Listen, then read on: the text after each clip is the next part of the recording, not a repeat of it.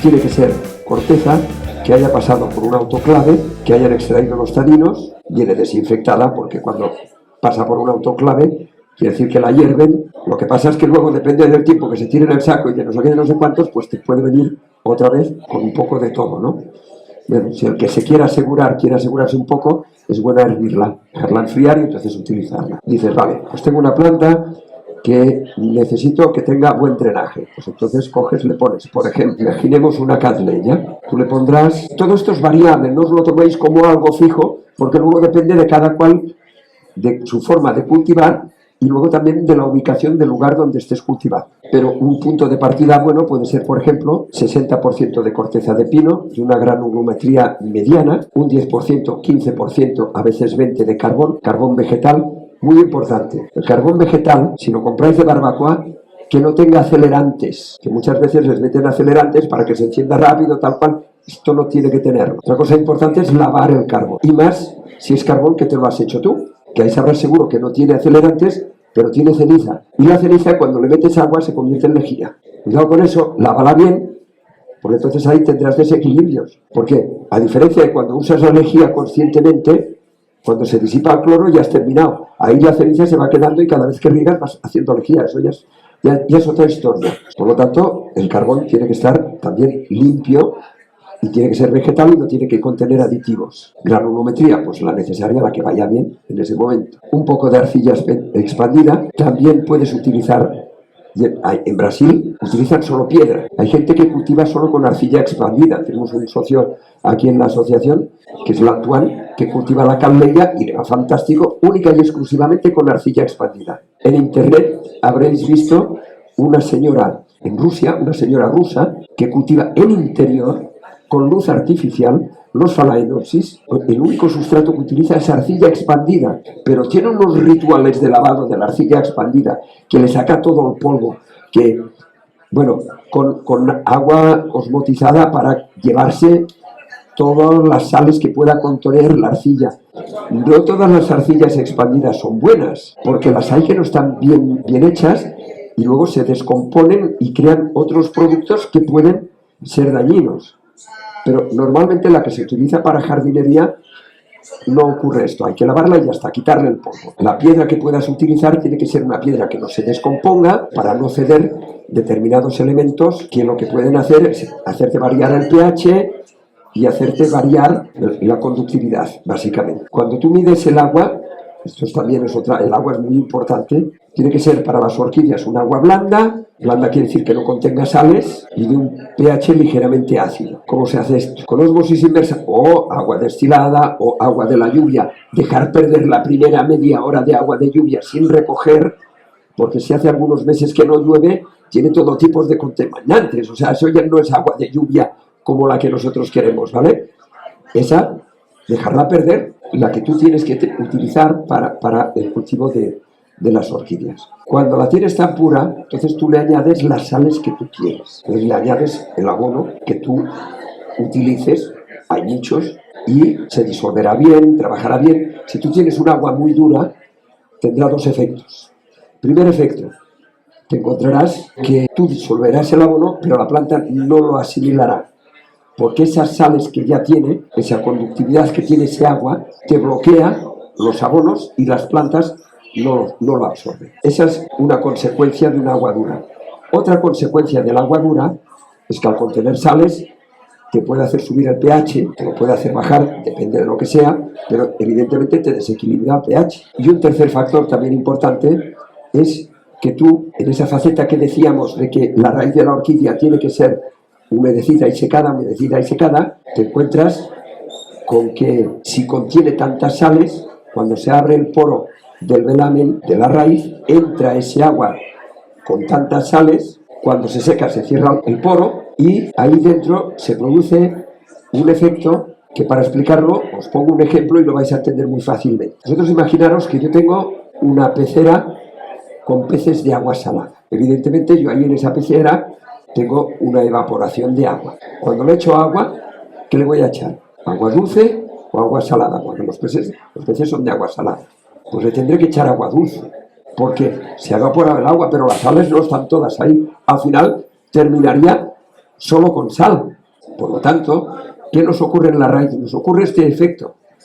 Si riegas con agua que contiene muchas sales, cuando la planta consume ese agua internamente en la raíz, las concentraciones de esas sales aumentan exponencialmente y claro, el velamen, que es el que hace la esponja, el que tiene el agua, al producirse ese efecto, la raíz, que es el hilito que corre por dentro del velamen, se quema y por lo tanto estropeamos y se nos muere la raíz. Por eso las orquídeas hay que regarlas con agua muy blanda y utilizar abonos a dosis mucho más bajas que las plantas en general. También voy a decir otra cosa importante: antes de hacer un riego con abono, de hacer ese riego, si están muy secas, con agua de ósmosis sin nada, porque entrará ese agua dentro de la raíz, aunque se pudiera producir un secado fuerte y rápido, no quemará la raíz, pero luego ya una vez la tienes húmeda y la tienes en esas condiciones es cuando puedes volver a regar con el abono y entonces te absorberá el abono necesario que necesita, pero nunca sin llegar a quemar esa raíz. Dicho esto del agua, es que son facetas que todo esto influye luego en el sustrato que ponemos. Claro, el carbón, ¿qué hace? Pues el carbón lo que te va a hacer es absorber muchas sales. Entonces, si tú utilizas un sustrato con carbón, seguramente tendrás que hacer sustitución y trasplante con más periodicidad, porque esas sales quedarán presas en el carbón. Eso es un aspecto negativo, pero tiene un aspecto positivo, que es que los excesos de sales que quedan en el riego te los elimina el carbón. Entonces, claro, ¿qué es mejor? Pues volvemos a aquello que decía al principio. Depende de cada cual, de cómo cultive, de cómo riegue, del lenguaje, todo eso. Estamos hablando de que siempre, como en el bonsái, esto es un equilibrio. Ya hemos hablado, yo creo que de todo lo más necesario a tener presente cuando tú diseñas tu sustrato. Dicho esto, pues nosotros utilizaremos para una camellia normalilla, híbridos que lo aguantan más o menos todo, pues bueno, yo le metería, pues eso, lo que decía antes, un 60% de corteza de pino, un 10 o un 15% de carbón, le pondría arcilla expandida, que nos será más fácil porque si buscamos marmolina, por ejemplo, que es la piedra blanca esta pequeñita, que es el mármol troceado, eso contiene algo de calx, puede que no nos sea bueno para las camellias, no será bueno para los pacios, pero no para las camellias, y lógicamente pues no lo pondremos, pero sí que podemos poner piedra que, como decía antes, no ceda determinados elementos que nos salinicen el agua o nos aumenten la electroconductividad del agua. Estábamos hablando de un 60, un 15, un 75, pues le podrías poner ese 15, 20, alguien puede decir que también un 25% de piedra y con eso es suficiente. Brasileños, los hay que los hacen, solamente las cultivan en lo que sería una balsa de madera, otros sobre piedra, otros sobre una teja, y otros cogen la planta, la tiran al tejado y al año siguiente tiene una planta que flipas. Claro, están en su lugar de origen. Si quieres darle un poco más de humedad, entonces añadiríamos un cierto porcentaje, rebajándolo de los otros que he dicho, de esfagno. El esfagno tiene una particularidad muy importante, que es que retiene mucha humedad, reteniendo también una cierta aireación. Ya dependiendo de si riegas mucho o riegas poco, le pondrás más esfagno o menos esfagno. Vino a visitarnos una productora de orquídeas de Colombia este octubre, tiene un vivero en Cali, y esta señora cultiva 50% de corteza de pino, 50% de carbón, y tiene unas plantas espectaculares. Los viveristas, si os fijáis, suelen utilizar única y exclusivamente corteza de pino. ¿Por qué? Porque si tú empiezas a poner en un tiesto piedras, arcilla expandida, tal, eso tiene un peso, tiene una manipulación que comercialmente no les es factible. Luego también incrementa mucho el coste dependiendo de lo que tú estés utilizando. Claro, yo aquí hoy dedico un poco más esta explicación a las camellias, porque dijimos que hablaríamos sobre las camellias, entonces no hablo sobre los espacios, que ahí cambiaríamos, pondríamos algunos sustratos japoneses, tipo Akadama, tipo Kiryu, o tipo pues Yuba, o que es más ácida, en la Kanuma. También puedes poner como piedra inerte, por ejemplo, la tierra volcánica. Pero la tierra volcánica, que además es buena porque no cede nada, tiene un pequeño problema, que es que tiene muchas aristas y cuando haces trasplantes estás rompiendo raíces, te da un poco más de problema en ese sentido. Yo no me complicaría la vida hoy porque yo intento homogeneizar un poco. Si no haces esa igualdad en los sustratos, te puedes encontrar con el problema que, claro, hoy riego esta, pero esta no. Mañana la otra, entonces te vuelves loco. Entonces, si tú igualas un poco tu sustrato a tu forma de cultivo, puedes hacer unas ciertas adaptaciones. Igual que si tienes un invernadero, todos sabemos que hay plantas de clima frío, plantas de clima templado y de clima cálido. Necesitarías 3 invernaderos, pero si haces una pequeña adaptación, ahí que le da un poco más el sol, que tal, ahí sube más la temperatura, allí que es un rincón más húmedo y más tal, y adaptas un poco todo a tu invernadero si te lo permite, ¿no? Pues con el sustrato hacemos lo mismo, pues que si no te vuelves loco. Como norma general, porque ahora estamos aclarando una pequeña duda, como norma general, una calleya hay que trasplantarla cuando se mueve de raíz. Cuando vemos puntas verdes, entonces es el momento del trasplante, pero cuidado, si tenemos un problema de pudrición en las raíces o tenemos cualquier otro tipo de problema, hay que actuar, no puedes esperar a que empiece a echar raíces, porque entonces te has quedado sin planta. Si la planta está saludable, está fuerte y está bien, pero aún no ha iniciado su aparición de raíces nuevas en los brotes nuevos, pues, oye, no la toques. Espera que inicie su actividad. Evidentemente, mientras no inicia actividad, sí que hay que regar, pero con menor cantidad de agua. Menos a menudo, sí que les va bien una muy buena humedad ambiental, pero con menos riego. Tienes que ser observador. La planta te dice que quiere un trasplante y te lo dice por salud o porque inicia su actividad. No, raíces aéreas es una cosa y raíces en crecimiento es otra. Y aparición de raíces nuevas. Cuando digo eso, es aparición de raíces nuevas y inicio de actividad de las viejas, que las viejas pueden seguir alargando. Llega un momento que cuando llega su momento de descanso, dejan de crecer y se quedan ahí. Luego, cuando llega el momento de iniciar su actividad, empiezan a crecer otra vez. Entonces, es el momento de hacer el trasplante. Como he dicho, si la planta no está saludable, si la planta no florece en un año o así, puede ser por muchos motivos. Puede ser porque esté débil. ¿Eso cómo lo podemos ver? Muy sencillo, analizando los crecimientos. Si tú ves que tu último crecimiento es más débil que el anterior, algo estás haciendo mal. Como mínimo tiene que ser de igual vigor o mayor vigor que el anterior crecimiento. ¿Qué es lo que podemos hacer mal? Muchas cosas. Tener un problema de raíz, tener hongos, tener enfermedades, regar mal, una mala exposición, poca luz. Suele pasar que le ponemos un sombreado, la ponemos en un sitio que la vemos verde, la vemos muy bien, pero no florece. Si la planta está vigorosa, está bonita, está verde y no florece, es falta de luz. Una orquídea tiene que tener unas hojas de un tono verde pero tirando algo amarillento, una calleya, hablamos de calleya, ¿eh? ¿Qué está ocurriendo? Pues que si tiene un verde intenso, es muy bonita la planta, pero le falta luz para florecer. También depende del abonado. Si tú estás abonando con un abono de crecimiento, pues es de crecimiento, está fortaleciendo un crecimiento, pero en una floración. Ahora entraríamos dentro del capítulo de los abonos. Los abonos tienen varios componentes, pero hay 4 macroelementos que son nitrógeno, fósforo, potasio y magnesio. Nitrógeno responsable de crecimiento, potasio de floración, el fósforo interviene un poco en todo, pero también ayuda mucho a la floración, un buen aparato radicular, etcétera.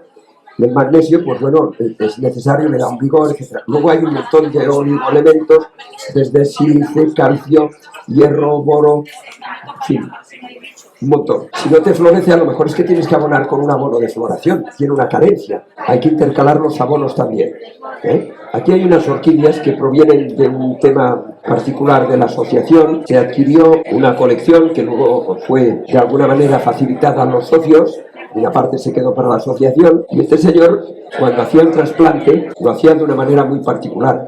Cogía un tiesto más grande, metía el otro tiesto aquí y rellenaba con corteza muy grande el resto.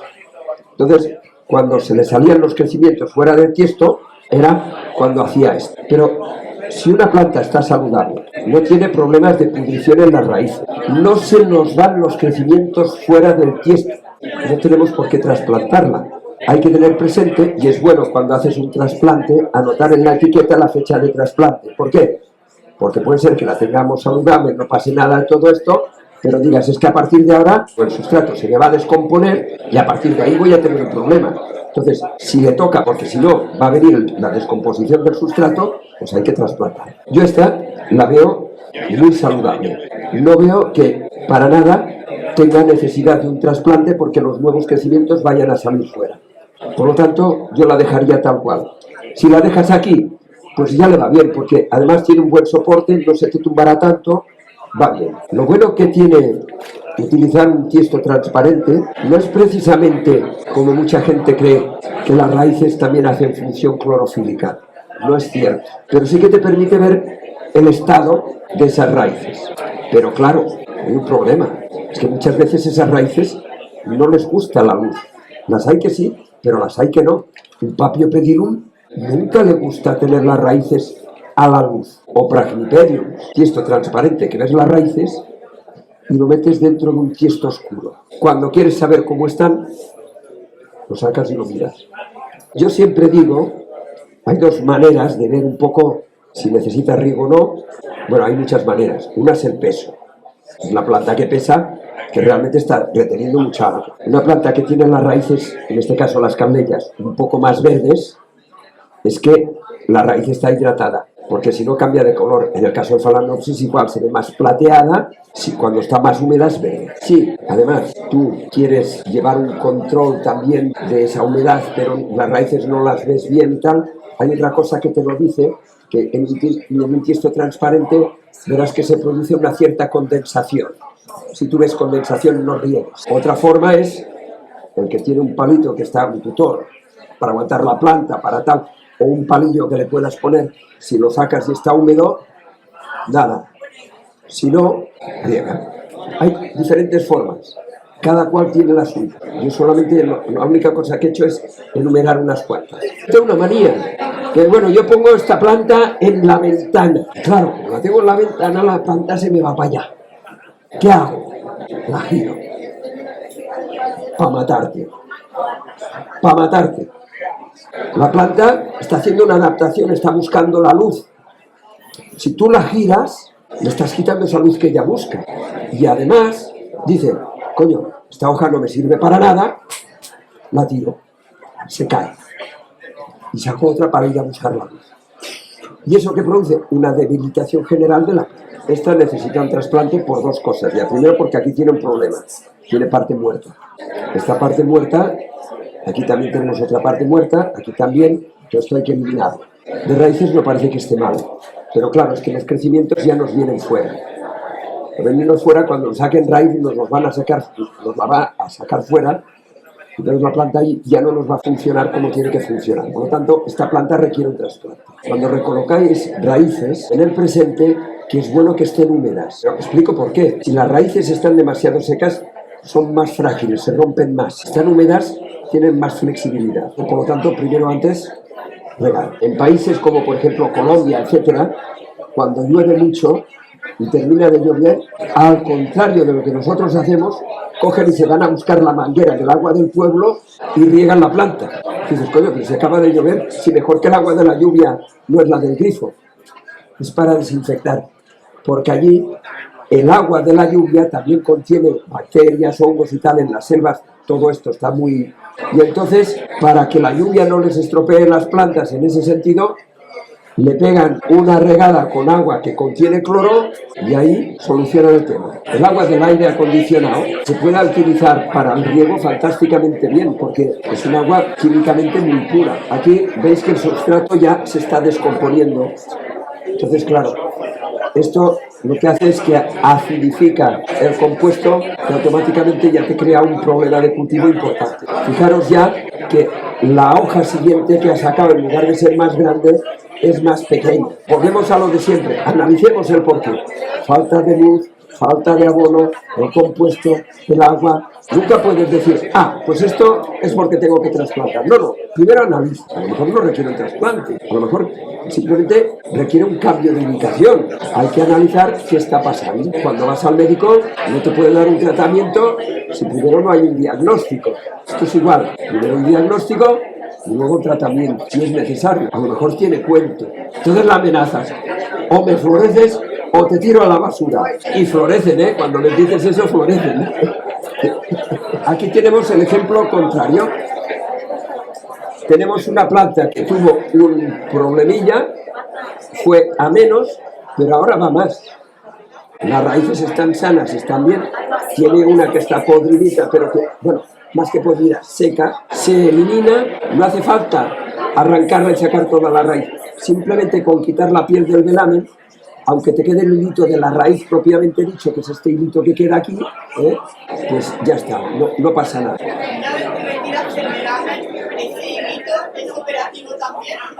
Está muerto. Cuando la planta se le ha estropeado el velamen, si el hilito no está muerto, lo estará en breve, porque no tiene ninguna protección. Porque vamos a trasplantarlo si el sustrato no está descompuesto, está bien, está funcionando, tiene raíces nuevas que están desarrollándose, no salen de la maceta. Fantástica. Siempre a la orquídea le gusta estar cultivada en una maceta justita. ¿Por qué? Si tú coges una planta pequeña y la pones en un tiesto grande, cometes un error brutal, porque aunque pongas granulometría grande, la retención de humedad de un tiesto con tantos sustratos es mucho mayor que en un tiesto mucho más pequeño. El tiesto tiene que ser todo lo pequeño que se pueda, pero que sea suficiente para la planta. Eso es lo que te permite más ese juego de humedecer, secar, humedecer, secar. Cuanto más se seca, más riega. Si más riegas, más puedes abonar. Mejor crecimiento. Todos recordaréis aquellos, oiga, y esta planta, no, riégala una vez por semana y la abonas cada 15 días. Qué mal vamos, ¿no? Yo como todos los días y vosotros también, todos. Las plantas también. Entonces, para la planta es más saludable un abono que se le facilita cada vez que riegas, pero en dosis muy pequeñas. Y de vez en cuando intercalar un riego de lavado con agua de osmosis inversa. Y hay que hacerlo cuando la planta está húmeda, porque las sales, si están húmedas, las puedes arrastrar. Si están secas, no las arrastras. Aquella gente que dice, voy a hacer un lavado de raíces, y tiene la planta que está seca, y la riega con agua de osmosis inversa, no se ha llevado nada. Claro, que es importante que si vamos a hacer un lavado, pues lo hacemos 2 veces. Una para mojar la planta, cuando vemos que está bien mojada, la dejamos un rato, que esas sales se ablanden y luego volvemos a regar para que arrastre esas sales sobrantes. Es lo mismo, es prácticamente lo mismo, porque el agua de osmosis lo que hace es precisamente eliminar todas esas sales que vienen disueltas y te da un agua prácticamente pura.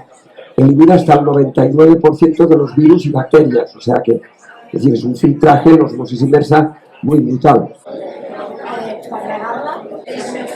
Siempre regar para arriba y que drene, porque además vas a cometer un error muy común, que es que tú cogerás esta planta, que igual tiene un problema de raíz ya, la sumerges, la sacas y metes esta otra que está sana, con lo cual el problema que tenías ahí lo traspasas aquí. Y además, decir, no, yo le echaré agua pero poquita, porque el vecino de abajo se me queja. No llegará el agua a todas las raíces, no la estarás regando bien. Regarás una parte de las raíces y las otras no, con lo cual empezarás a crear un problema. Tú riega la planta que al menos una tercera parte del agua que has echado te salga por los agujeros de drenaje y además cuando riegues no hacer así, sino repartir un poco a todo alrededor del tiesto, porque sumergiendo el riego además se te lleva impurezas siempre, algún bichito, algún huevo, algo de descomposición siempre arrastra algo de lo que ya no nos es necesario aquí que nos puede crear problemas. Si tú sumerges se queda todo ahí, yo no lo haría. La xileriana, que tú estás muy preocupada por ella porque es una planta en peligro de extinción, es una camellia que en sus lugares de origen está en peligro crítico de extinción, queda poquísima. Por suerte, entre cultivadores y entre productores existe mucha cantidad de planta, pero claro, es que hay una cosa que es muy importante, que es la variabilidad genética. Es importantísimo tener plantas de diferente textura, unas son más grandes, pasa como en las personas. Te encontrarás un tiarrón de 2 metros y otro de 1,5 metros. Uno que es negro, otro que es blanco y el otro que es verde. Si tú pierdes variabilidad genética, tú imagínate, mira, hubo un caso, luego por suerte se redescubrió, de un Paphiopedilum, un zapatito que era el Paphiopedilum delenati, que se puso ese nombre a un militar francés que estuvo en Tailandia y que se llamaba Delenat. Ese Paphiopedilum llegó a manos de un orquidista muy reconocido que ya falleció, que era Marcel Lecouffle, que tenía sus viveros, ahora han desaparecido esos viveros, estaban en Boissy-Saint-Léger, muy cerca de París. Estuvo mucho tiempo en Madagascar, era especialista en las orquídeas malgaches, Angraecums, en fin, todo este tipo de especies de allí. Y este hombre pues recibió esta planta y nunca más se encontró una planta igual. Durante muchos años, todos los Paphiopedilums zelenati que se cultivaban era la misma planta autopolinizada, con lo cual no había variabilidad genética. ¿Qué ocurre? Pues que si coges un resfriado se mueren todos, y el resfriado la mata, se mueren todas. Entonces esta planta se considera extinguida ya, porque en algún momento de la evolución será atacada por algún elemento que no va a tener defensas y va a sucumbir. Por suerte luego en otra parte de Tailandia se descubrieron nuevas poblaciones y ahora tenemos variedades como el de Lenati vinicolor, el Giganteum, que es más grande la flor. Entonces es importante que haya una variabilidad genética. Entonces, claro, en esta sileriana que estamos diciendo, pues ya tenemos una variabilidad genética muy reducida. Existe un caso de una orquídea que se descubrió hace muy pocos años, ya en los 2000, que es otro zapatito, que es el Mexipedium xeroglyphicum. Esta es una orquídea que se descubrió recientemente y cuando se descubrió solamente se encontraron 6 ejemplares. 6.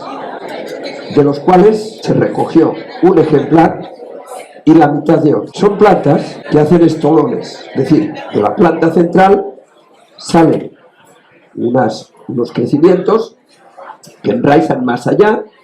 Entonces a lo mejor tú puedes encontrar un rodal lleno de Mexipediums grande, es la misma planta. Pues encontraron 6 pies de estas plantas.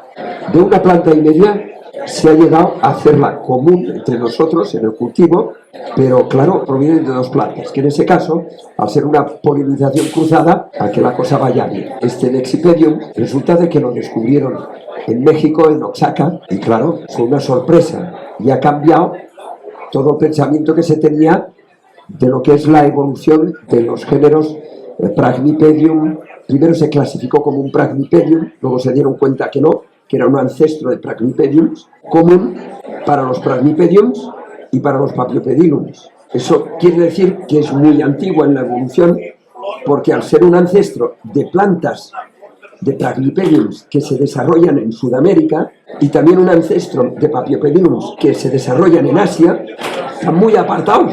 Eso quiere decir que en algún momento coincidieron en la evolución. Estamos hablando de Pangea.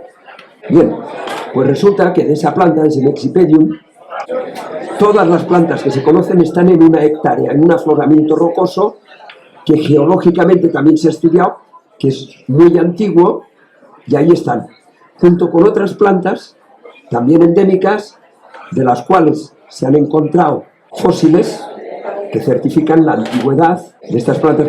¿Qué pasó?